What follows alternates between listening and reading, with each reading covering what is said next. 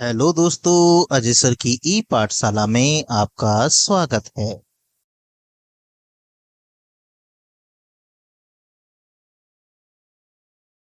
आज हम UP board class 6 गणित विषय की इकाई 3 पूर्णांक उससे अभ्यास 3B को सरल करेंगे। आइए शुरू करते हैं। अभ्यास को शुरू करने से पहले संख्या रेखा पर पूर्णांकों का योग और संख्या रेखा पर पूर्णांकों को घटाने से संबंधित मैंने एक अलग से वीडियो बनाई हुई है, आप उसे भी देख सकते हैं। वो भी इसी प्रश्नावली से संबंधित वीडियो है। चलिए प्रश्नों को शुरू करते हैं। निम्नांकित प्रश्नों 1 और 2 में केंद्रीय खानों की संख्या उसके चारों ओर के पटलों पर अंकित संख्याओं से किसी प्रकार संबंधित है। मतलब ये जो बनाई हुई आकृति है, इसमें बीच वाली जो संख्या है वो संख्या इन चारों साइडों वाली संख्या से किसी प्रकार संबंधित है। प्रश्न चिन्ह वाली संख्या ज्ञात कीजिए। ये प्रश्न चिन्ह यहाँ लगा हुआ था, यहाँ पर क्या संख्या आएगी उसको हमें इन चारों विकल्पों में से देखकर बताना है। अब प्रश्न को ध्यान से समझ लीजिए। यहाँ कह रहे हैं कि ये जो बीच वाली संख्याएं हमने दी गई हैं, ये बीच वाली संख्या इन साइड की चारों संख्याओं को हल करने के बाद आई है। ठीक है, तो चारों संख्याओं को किस प्रकार हल किया गया है वो हमें पहचानना है। क्या चारों को जोड़ा गया है, क्या इनमें से कोई सी दो को जोड़कर बाकी दो को घटाया गया है, तो ये चीज हमें समझनी है। और समझने के बाद हमें जो नियम यहाँ लगा हुआ मिलेगा वही नियम लगाकर इस रिक्त स्थान की पूर्ति करनी है। चलिए देखते हैं। इस प्रकार के जो प्रश्न होते हैं ये प्रश्न रीजनिंग के प्रश्न कहलाते हैं। आइए सबसे पहले हम योग का नियम चेक करते हैं। क्या इनमें योग का नियम लगाया हुआ है? कह रहे हैं ये चारों साइड में जो संख्या दे रखी हैं, इन चारों संख्याओं को हल करने के बाद ये जो बीच वाली संख्या है ये आई है। अब हल इन्होंने कैसे किया होगा? क्या इन्हें जोड़ा या इन्हें घटाया, क्या इनकी गुणा करी, वो देखकर पता चलेगा। पहले हम जोड़ का नियम चेक कर लेते हैं। ये है 4, 4 में जोड़ेंगे माइनस के 3, जोड़ने के बाद आएगा 1, यहां पर आया 1। अब 1 में इस 15 को जोड़ेंगे तो 15 में जब 1 जुड़ेगा तो बनेगा 16। अब 16 में जब इस माइनस के 7 को जोड़ेंगे मतलब 16 माइनस के 7, तो यहां से बनकर आएगा 9। मतलब इन चारों संख्याओं को जोड़ा गया तो आया 9, और 9 तो बीच में लिखा हुआ है। अब आइए दूसरे को देखते हैं, क्या इसमें भी यही नियम लगा हुआ है?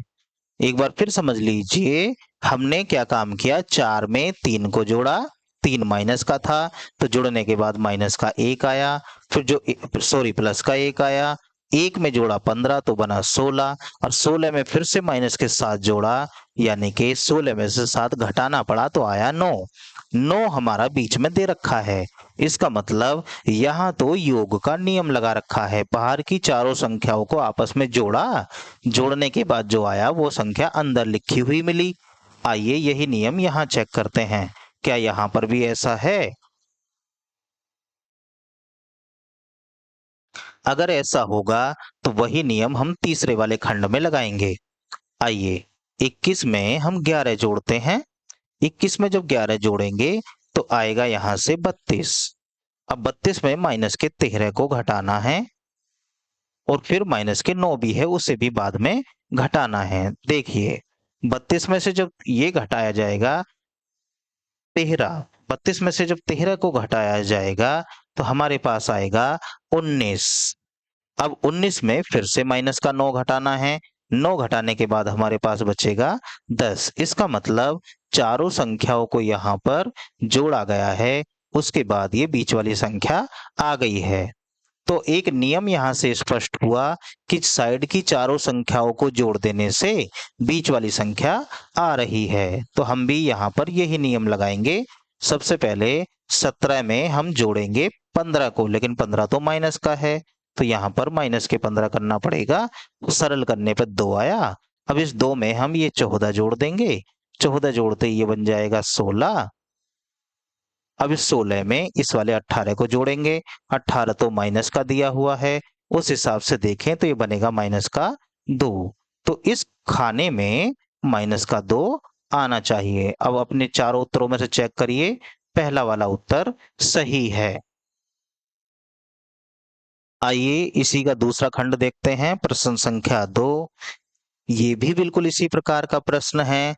अब हमें यहाँ पर नियम पहचानना पड़ेगा। पिछले सवाल में तो जोड़ का नियम लग रहा था। आइए यहाँ भी देखते हैं, क्या यहाँ भी जोड़ का ही नियम लगाया हुआ है। ये है 15, तो 15 में हम जोड़ते हैं माइनस का 3। 15 में माइनस का 3 जोड़ा तो बनेगा यहाँ से 12। अब 12 में जोड़ेंगे तीसरी वाली संख्या यानी कि 11। 11 जोड़ते ये बन गया 23। अब 23 में जब 19 जोड़ेंगे तो 19 जोड़ने के बाद 23 में जैसे ही 19 जुड़ेगा बन जाएगा 42। अब 42 तो बीच में नहीं आया, इसका मतलब ये योग का नियम यहाँ पर लगा हुआ नहीं है। अब हम क्या काम करने जा रहे हैं, आमने सामने की संख्या को जोड़कर चेक करते हैं। मतलब हम इस 15 के साथ जोड़ेंगे 11 को, देखते हैं क्या होता है। 15 के साथ जोड़ा 11, 15 11 बने 26, और ये वाली संख्या इसके साथ जोड़िए, ये प्लस की है ये माइनस की है, मतलब 19 में माइनस के 3 घट जाएंगे तो आएगा 16। अब 26 में से 16 को घटाओ, घटाने के बाद जो आएगा वो आएगा 10, और 10 ही हमें बीच में दे रखा है। तो कुछ नियम समझ आया। यहाँ नियम लगा हुआ है कि आमने सामने की इन दोनों संख्याओं को जोड़ो और फिर इन दोनों को जोड़ो और आपस में घटा दो। मतलब यही नियम हम अब यहाँ लगाएंगे। 10 में 7 को जोड़ेंगे, 10 में 7 को जोड़ा तो आया 17। अब 4 के साथ जोड़ेंगे 5 को, 4 में 5 को जोड़ा तो आया 9। अब इन दोनों को आपस में घटा लो, घटाने के बाद बचेगा 8, और 8 तो हमें बीच में दे रखा है। इसका मतलब आमने सामने की संख्याओं को आपस में जोड़कर बाद में घटाना है, ये नियम यहाँ लगा हुआ है। आइए इस नियम को हम यहाँ लगाते हैं। पहले 12 में जोड़ेंगे हम 6, तो 12 में जब 6 जोड़ेंगे तो आएगा 18, और उसके बाद 5 में जोड़ेंगे हम 8, यानी कि 8 में जब जुड़ेगा 5 तो होते हैं 13। अब आपस में घटाओ, 18 में से 13 घटाएंगे तो आएगा हमारे पास 5, तो इस खाने में आ जाएगा आंसर 5। 5 चेक करिए कौन सा जवाब है, वो है ये वाला। तो इस प्रकार के प्रश्नों को रीजनिंग के प्रश्न कहा जाता है। इसमें कोई एक फिक्स नियम लगा हुआ नहीं होता है, ध्यान रखिएगा। चलिए अगले प्रश्न को सरल करते हैं। प्रश्न संख्या हमारे सामने है 3। अपनी अभ्यास पुस्तिका में रिक्त स्थान भरिए, खाली जगह भरनी है। खाली जगह भरने के लिए हमें पूर्णांकों के विषय में जानकारी होनी चाहिए। अब देखते हैं क्या कह रहे हैं। दो पूर्णांकों का योगफल सदैव होता है, मतलब दो पूर्णांकों का योगफल, योगफल मतलब जोड़, दो पूर्णांकों को जोड़ेंगे तो हमेशा क्या आएगा, चेक कर लेते हैं। दो पूर्णांक तो कोई भी हो सकते हैं, मानो 2 भी हो सकता है, 3 भी हो सकता है। 2 और 3 को जोड़ा तो क्या आया 5। ये भी पूर्णांक है, ये भी पूर्णांक है, जोड़ने के बाद जो नई संख्या आई वो भी पूर्णांक आई। इसका मतलब दो पूर्णांकों का योगफल सदैव पूर्णांक होता है। चलिए अगला देखते हैं। दो धन पूर्णांकों का योगफल खालिस्तान होता है। धन मतलब प्लस वाली संख्या। अब ये जो हमने जोड़ी, ये प्लस वाली संख्या ही तो जोड़ी थी, ये भी प्लस में था, ये भी प्लस में था, आंसर भी प्लस में आया। मतलब दो धन पूर्णांकों को जोड़ेंगे तो आंसर भी धन पूर्णांक आएगा। तो यहाँ इसका आंसर बनेगा धन पूर्णांक। अगला प्रश्न देखिए। दो ऋण पूर्णांकों का योगफल खालिस्तान होता है। ऋण मतलब माइनस वाली संख्या। एक माइनस वाली संख्या ये है, अगली माइनस वाली संख्या ये है, इन दोनों को जोड़ेंगे तो आंसर आएगा -5। ऋण पूर्णांक ऋण पूर्णांक जोड़ने के बाद भी क्या आया? ऋण पूर्णांक। मतलब माइनस वाली संख्या को जोड़ने के बाद आंसर भी माइनस वाली संख्या आएगा, तो ये हो जाएगा यहाँ पर ऋण पूर्णांक। ये इसका जवाब हुआ। इन खाली स्थानों की पूर्ति भी हमने कर दी है। चलिए आगे बढ़ते हैं। प्रश्न संख्या 4, सत्य अथवा असत्य बताइए। मतलब यहाँ पर हमें सत्य और असत्य छांटने हैं। चलिए इन्हें भी सरल करते हैं। किसी पूर्णांक तथा उसके योगात्मक प्रतिलोम, योगात्मक प्रतिलोम मतलब बिल्कुल उल्टे चिन्ह वाला, का योगफल 0 होता है। अब मानिए कोई संख्या है, पूर्णांक है 2, अब इसका योगात्मक प्रतिलोम होगा -2। जब इन दोनों को आपस में जोड़ेंगे तो क्या 0 आएगा? तो हाँ, दोनों संख्याओं को जोड़ेंगे तो 0 आएगा। तो इसका मतलब किसी पूर्णांक और उसके योगात्मक प्रतिलोम का योगफल 0 होता है। तो ये कथन जो दिया है ये तो सत्य दिया है। 0 ऋण पूर्णांक होता है, 0 का कोई भी चिन्ह नहीं होता, ना ही वो प्लस होती है ना ही वो माइनस होती है, तो ये कथन असत्य है। 2 ऋण पूर्णांकों का योगफल धन पूर्णांक होता है। अभी हमने रिक्त स्थान भरा था पीछे, जब हमने 2 माइनस वाली संख्या को जोड़ी थी तो आंसर भी माइनस वाली संख्या आया था। इसका मतलब धन पूर्णांक नहीं आएगा। ये कथन भी असत्य है। किसी पूर्णांक और 0 का योगफल उस पूर्णांक के बराबर होता है। मतलब कोई संख्या, उसमें अगर 0 जोड़ दिया जाए तो क्या वही संख्या आएगी? ये इसका मतलब हुआ। तो बिल्कुल 0 में किसी भी संख्या को जोड़ने पर वही संख्या आती है, तो ये कथन भी सत्य हुआ। एक ऋण और एक धन पूर्णांक का योगफल सदैव धन पूर्णांक होता है। अब ये बात तो जरूरी है नहीं।